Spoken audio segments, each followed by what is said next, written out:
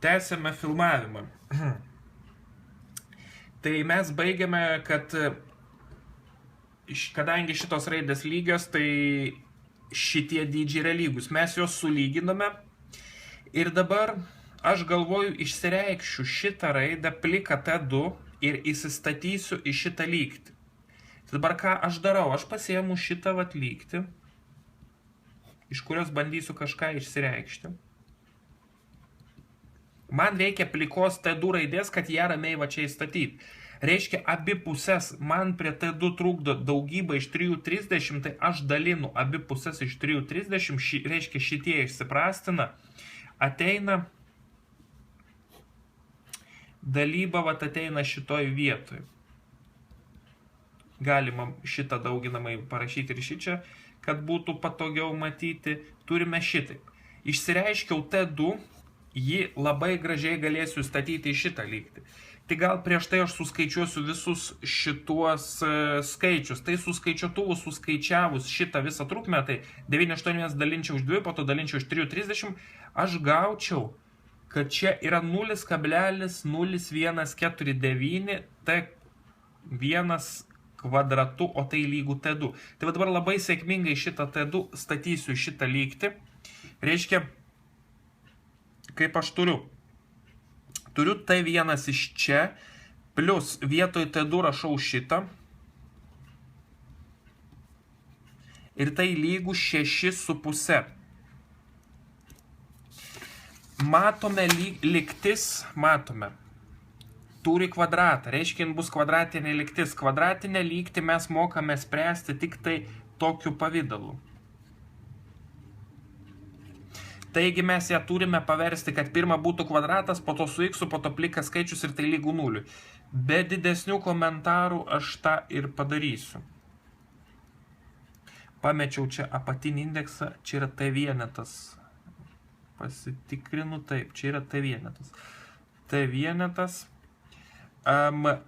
plus T vienetas šitą metu į kitą pusę minus 6,5 lygų 0. Štai turime kvadratinę lygtį. Pirmą, ką turime padaryti, suskaičiuoti jos diskriminantą, kuris yra b kvadratu minus 4 kart a kart c. B kvadratas galime pažiūrėti pagal špargalkę, tai yra tas, kas prie x, o tai čia nieko prie kintamojo, nebūtinai x, o čia yra T1 kintamasis. Tai čia nieko nėra, galima sakyti, prie T raidės yra nematomas vienetas, nes iš vieno dauginant prasmė nepasikeičia. Tai aš ir turiu rašyti, kad b vieneto kvadratas minus 4 kart a yra narys prie kvadrato.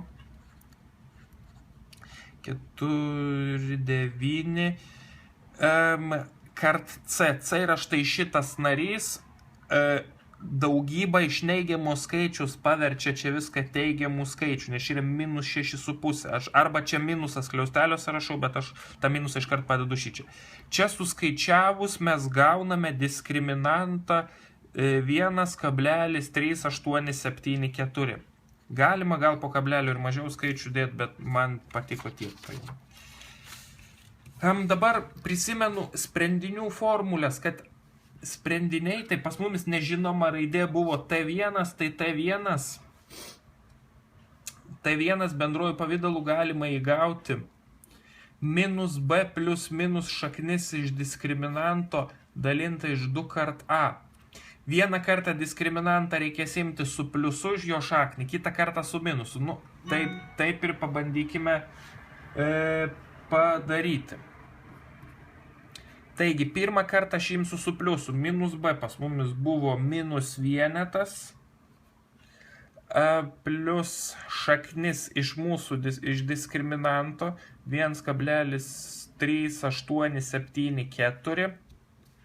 3,874 dalinam iš 2 kart a 0,149.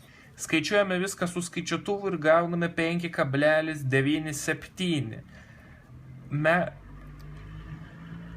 Dabar mes čia T yra laikas, mes žymim laikas nuo angliško žodžio time, tai čia būtų tiek sekundės.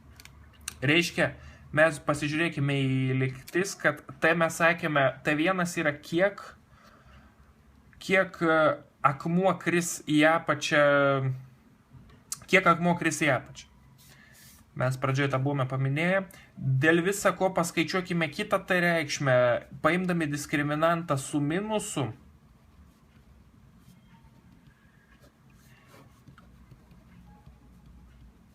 Čia suskaičiuotuvų suskaičiavę mes gautume minus 73,08. Žinome logiškai, kad laikas negali būti neigiamas, tai mes šitą atsakymą galime ir neišbraukti, bet mes atmetame, nes laikas negali būti neigiamas.